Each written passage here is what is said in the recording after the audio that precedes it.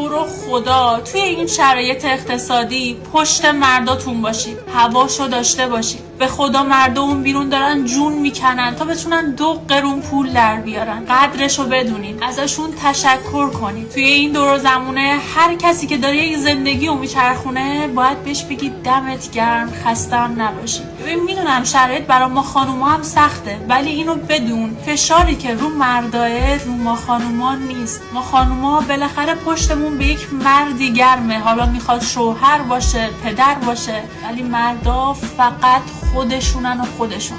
ببین اگه کسی تا حالا بهت نگفته، من بهت میگم خدایی خسته نباشی. درود به شرفت. خانوما حواستون به مردتون باشه، بهش دلگرمی بده، بهش بگو که درکش میکنی و حواست به زحمتایی که برات میکشه هست. بابا به خدا اون بیرون وضعیت افتضاحه. من نمیدونم که چجوری دارن خرج خودشون و خانوادهشون رو میدن، ولی مردت رو با هیچ مرد دیگه ای مقایسه نکن.